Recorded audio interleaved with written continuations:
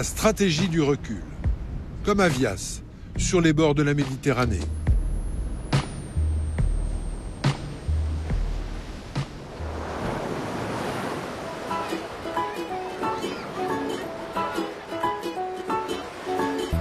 Des vacanciers, une plage de sable fin. La commune de Vias avait presque oublié ce décor de bord de mer.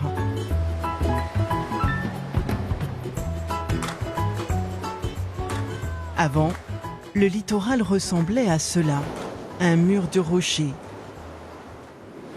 Une protection en dur construite artificiellement pour lutter contre l'érosion marine.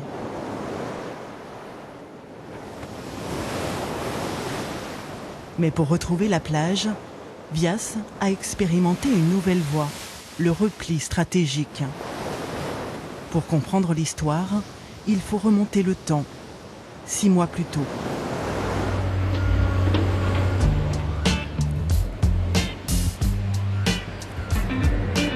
Février 2015, des engins de chantier investissent le littoral. Les rochers de protection installés par des riverains sont enlevés. On a bien reculé là. Pour les travaux, le jeune maire de Vias, Jordan Dartier, est entouré des services de l'État. Objectif, sécuriser le bord de mer. Donc aujourd'hui, l'enjeu de recréer de la plage va permettre d'atténuer la houle, d'atténuer et de casser au large la vague. Mesdames, vous voulez que je vous aide? Un peu plus loin, les dégâts provoqués par la dernière tempête ont conforté son choix. Les enrochements ont été inefficaces. La mer est venue taper et elle a creusé, si vous voulez, au niveau des parcelles. C'est dramatique. Aujourd'hui, vous avez un camping, ce camping que vous voyez au fond, le bâtiment jaune, il y a une piste de danse qui est complètement cassée. C'est dramatique pour l'exploitation de ce camping. Voilà, la mer a balayé tout sur son passage. On ne peut pas arrêter la mer. Sur 3 km de côte, le projet prévoit de repousser les riverains de 30 à 70 mètres en arrière. À la place, un cordon dunaire et sa plage.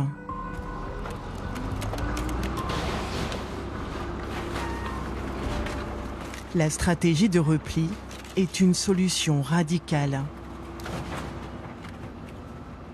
Un ancien bloc sanitaire, alors qui n'était plus utilisé comme sanitaire parce qu'il était très vieillissant, donc on l'utilisait uniquement en stockage. Donc ça ne nous fait pas trop mal au cœur. Éric Laurent est gérant d'un camping. Il est le premier à faire les frais de cette expérience grandeur nature. Pour cela, il a aussi dû céder une bande de 30 mètres face à la mer.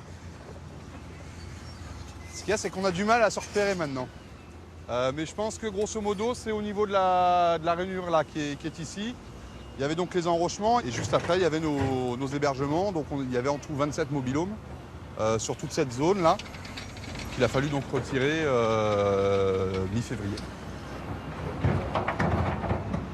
On était très très proche de la mer. Il y avait des hébergements qui étaient à, je sais pas, de la terrasse, il devait y avoir 3 mètres environ. Les mobil-homes de la plage sont regroupés pour l'instant. Mais Éric Laurent a de la chance. Il pourra les repositionner en arrière sur de nouveaux terrains. Il garde ainsi son activité et son chiffre d'affaires. D'autres n'auront pas cette chance. Un peu plus loin, sur le tracé du futur cordon dunaire, des propriétaires privés très attachés à leur cabanon de vacances. Chez les Dutheil, Hélène vient ici tous les étés depuis des années. Le terrain familial offre un balcon sur la mer. C'est un coin de convivialité et un lieu où on est toujours entre amis, toujours en famille. Voilà, les enfants de mes frères qui viennent chaque été et qui s'émerveillent à l'idée de venir à Vias. On se lève le matin, on voit la mer, on se couche le soir, on voit la mer, la nuit, on entend la mer. Voilà, donc c'est vraiment notre petit coin de paradis, notre bout du monde.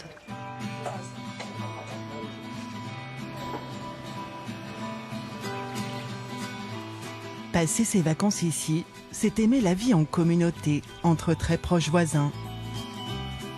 Les familles se sont même associées pour faire installer l'eau et l'électricité. Ici, ce sont d'anciens terrains agricoles sur lesquels chaque génération apporte un peu plus de confort. Ici, le cabanon, au début, c'était que la maison principale. C'était le cabanon que ma grand-mère et mon grand-père ont fait construire. À l'époque, il y avait même une obligation, dans l'acte notarial en tout cas, c'est marqué dans les 4 ans qui ont suivi l'acquisition du terrain, il fallait qu'ils construisent ce cabanon, qu'ils construisent quelque chose et quelque chose qui ne choque pas par rapport à l'espace naturel. Donc c'est un cabanon, un contreplaqué marin qui a été fabriqué. Et puis après, au fur et à mesure, il y a des choses qui ont été rajoutées parce que la famille s'est agrandie. Donc il y a une chambre ici qui a été fabriquée là avec du moellon, enfin béton, quoi, bétonné. Et puis après, il y a une salle de bain extérieure qui a été rajoutée, mais dans les années qui ont suivi. Voilà.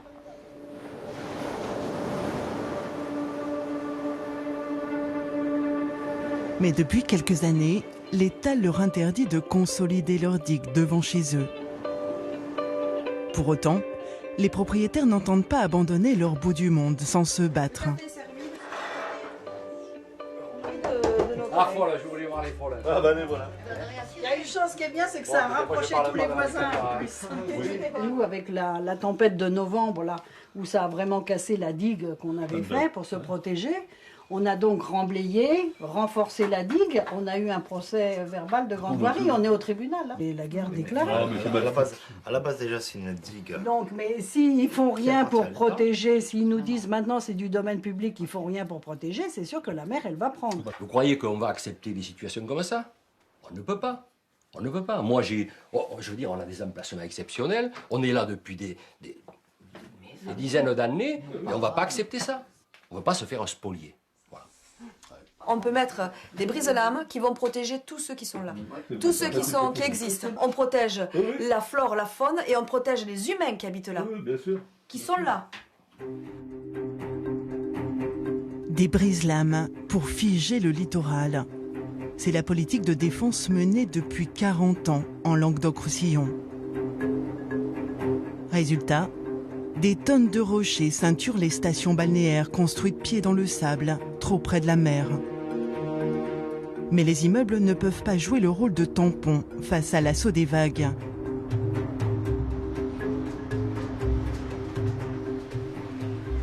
C'est le mur de la Méditerranée ici, avec des protections, des brise-lames qui sont plus ou moins appréciées, on va dire. Il y a des pêcheurs qui aiment bien se mettre sur les cailloux, il y a des enfants qui aiment bien trouver des crabes.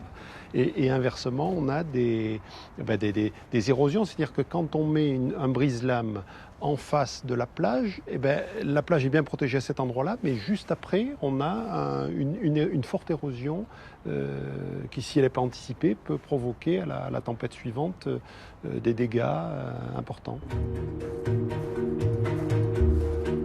Philippe Carbonel travaille au chevet du littoral.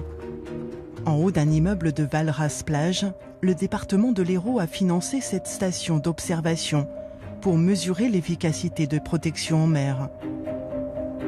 Car là aussi, la plage recule. Dominer l'érosion, c'est un terme que je n'aime pas, parce que on a fait preuve d'immodestie dans les années 70 en pensant qu'on allait dominer la mer.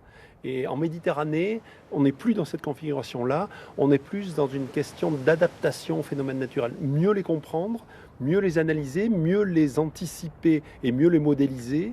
Mais aujourd'hui, on s'adapte aux phénomènes naturels et on ne va pas à l'encontre et on ne va pas contrer les tempêtes et les houles. On n'a plus cette prétention. À Vias, le maire et les services de l'État ont leur plan de bataille pour déplacer le front de mer vers l'intérieur des terres.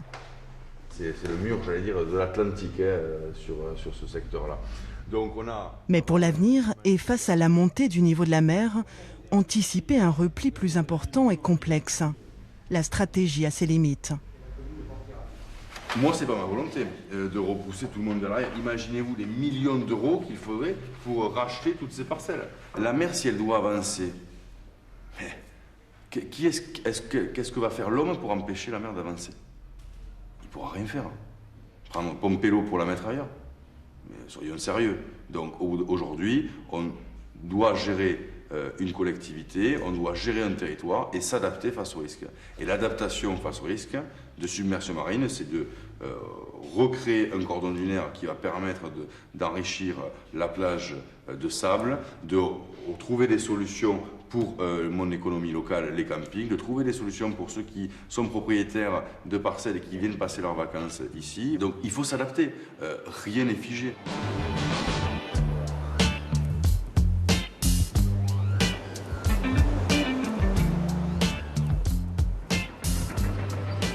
Sur la plage, les travaux se poursuivent. Pour aider la dune à se fixer, on place des canivelles.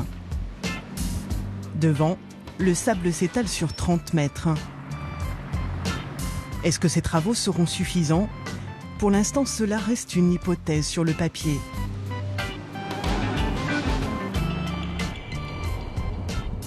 Le maire veut en tout cas pousser l'expérience jusqu'au bout. Budget total, 20 millions d'euros, auquel viendra s'ajouter le coût du réensablement régulier de la dune. Donc ça veut dire quand même que là, on a quand même un stock de sable impressionnant. On en a placé une partie sur la plage pour l'instant en épaisseur. Et naturellement, la plage va venir s'élargir. Là, là, vous voyez là, ici, on est en plein milieu du cordon. Vous alignez sur ce cordon. Tout ce qui va se trouver dans ce prolongement entre le cordon dunaire et l'eau, eh bien, ça sera la plage.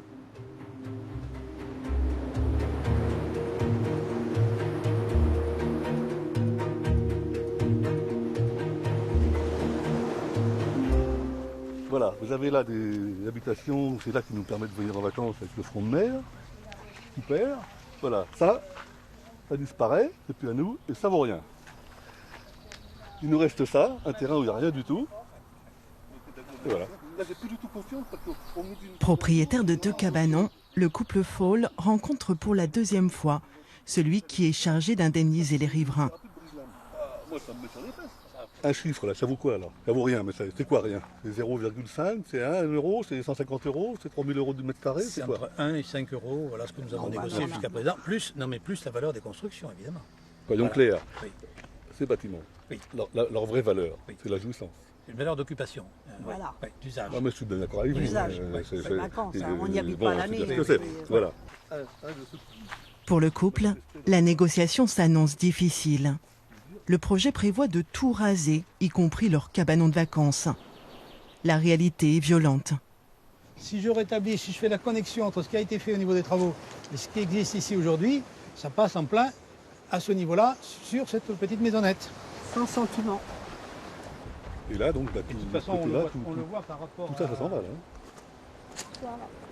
Sachant, monsieur Rivalin, que nous, on vient l'été, et vous avez quand même des gens qui y habitent à l'année. Donc il n'y a aucun sentiment, il n'y a rien. Le trait, c'est là, point barre.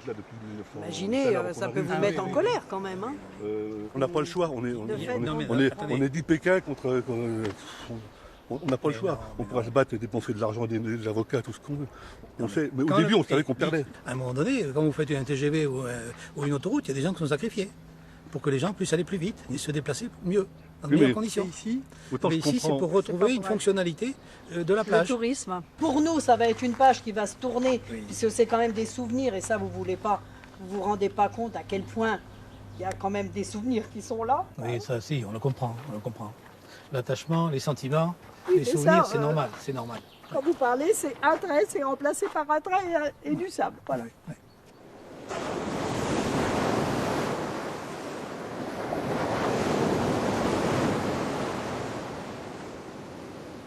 Éric Laurent a fait le choix de reculer derrière la dune pour la sécurité de son camping.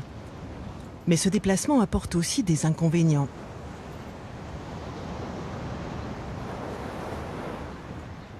Alors, est-ce qu'on voit toujours la mer? On voit toujours la mer quand on est debout. Si, on va voir le sable et les plantes. Un espace dunaire protégé. Vous voulez que je m'assoie pour vérifier? Et ben voilà, assis, on voit plus la mer.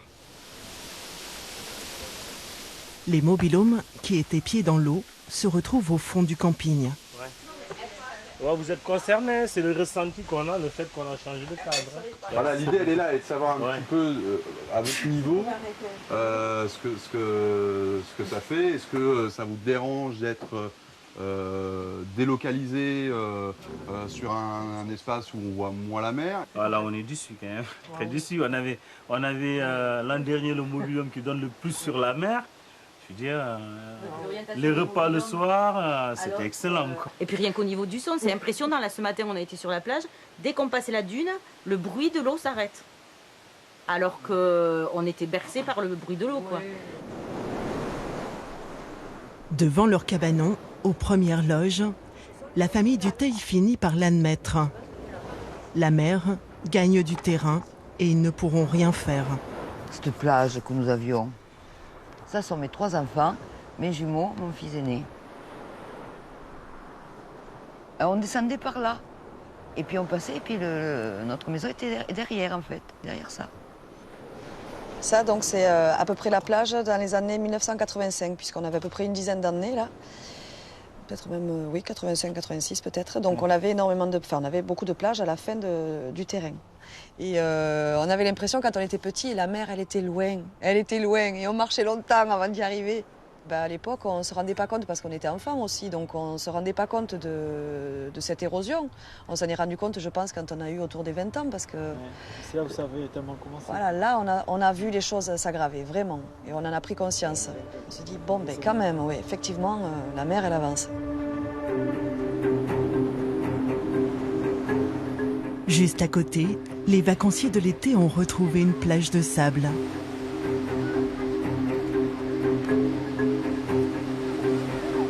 La mer peut désormais aller et venir librement.